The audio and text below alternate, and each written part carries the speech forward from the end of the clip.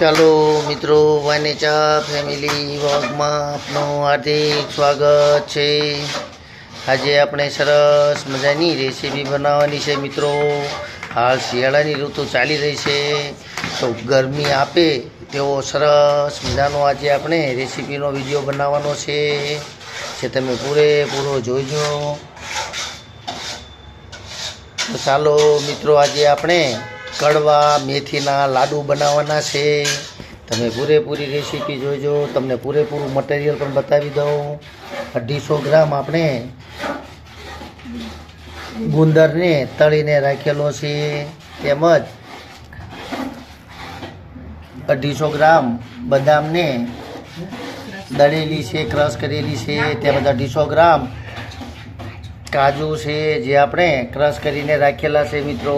તેમજ 200 ગ્રામ જેટલી ખાંડ સાકર છે, તેમજ આપણા કડવા લાડુ બનાવવા માટે 500 ગ્રામ મેથી પણ આપણે દળીને તેનો લોટ તૈયાર કરેલો છે, તેમજ 1 કિલો ગોળ છે અને 1.5 કિલોના એટલે કે 1.5 કિલો ઘીના આપણે કડવા લાડુ બનાવવાના છે મિત્રો। ચાલો મિત્રો, તો આપણે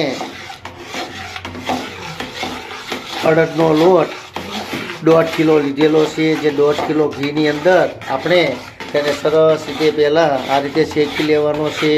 સરસ મજાની સ્મેલ આવે ત્યાં સુધી આ રીતે આપણે તેને શેકવાનો છે મિત્રો, અને સરસ મજાના આપણા મેથી પાકના કડવા લાડુ બનાવવાના છે મિત્રો।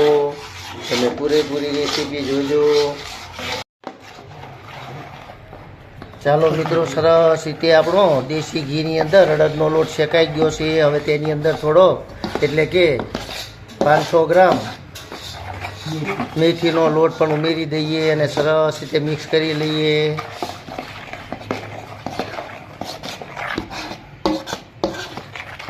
દેશી ઘીની અંદર 1.5 કિલો દેશી ઘી છે, 500 ગ્રામ મેથીનો લોટ છે અને 1.5 કિલો અડદનો લોટ છે મિત્રો, જે આપણે સરસ રીતે શેકી લીધો છે આ રીતે ઘીની અંદર જ। ચાલો મિત્રો, તો હવે આપણે ઘીની અંદર ગોળનો પાયો પણ લેવાનો છે। સરસ રીતે આપણું દેશી ઘી ગરમ થઈ ગયું છે, તો ગોળ પણ તેની અંદર ઉમેરી દઈએ। જે આપણે 1 કિલો ગોળ લીધેલો છે, 1.5 કિલોના માપ સાથે 1.5 કિલો લોટ છે, 1.5 કિલો ઘી છે, તેમાં 1 કિલો ગોળ ઉમેર્યો છે મિત્રો। જરૂર પડશે તો થોડીક સાકર પણ ઉમેરશું। સરસ મજાનો પાયો આવી જાય ત્યાર પછી આપણે જે લોટને શેકીને રાખેલા છે અડદના અને મેથીના, તેની અંદર ઉમેરવાનો છે મિત્રો।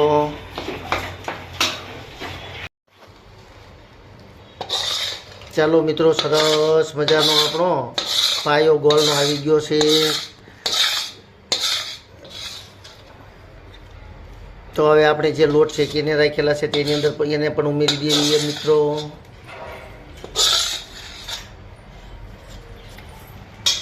ત્યાર પછી જે આપણે ગુંદરને તળીને વાટીને રાખેલો છે તે પણ અંદર ઉમેરવાનો છે મિત્રો। જે આપણે ગુંદર તળીને રાખેલો છે અને વાટેલો છે તે પણ અંદર ઉમેરી દઈશું। તેની અંદર આપણે ઘી, અડદનો લોટ, મેથીનો લોટ, ગોળનો પાયો અને તળેલું સરસ મજાનો ગુંદર પણ ઉમેરેલો છે। ચાલો, તો તેની અંદર હવે આપણે જે બદામને ક્રશ કરીને રાખેલી છે એટલે કે ખાંડ વાટીને રાખેલી છે તે પણ અંદર ઉમેરી દઈશું મિત્રો।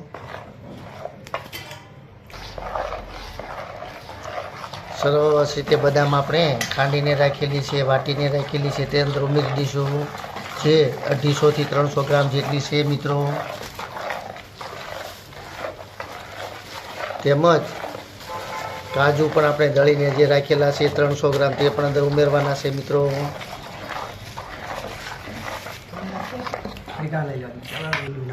થોડીક સાકર પણ અંદર ઉમેરી દઈશું મિત્રો, અને સરસ મજાના આપણા હવે કડવા લાડુ તૈયાર થઈ જશે મિત્રો. ચાલો મિત્રો, સરસ મજાના આપણા લાડુ તૈયાર થઈ રહ્યા છે, તમે જોઈ રહ્યા છો. સરસ મજાના અડદ અને મેથીના કડવા લાડુ શિયાળાની અંદર ખૂબ જ પૌષ્ટિક હોય છે, જે ખાવાથી હાડકાના દુખાવા દૂર થાય છે, તેમજ તાકાત આવે છે શરીરની અંદર. જો તમે આવો એક લાડુ ખાશો તો તમે જુવાનિયાની જેમ દોડતા થશો મિત્રો.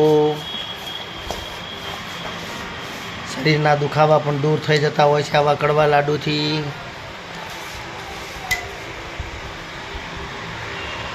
સરસ મજાના આપણા લાડુ તૈયાર છે મિત્રો.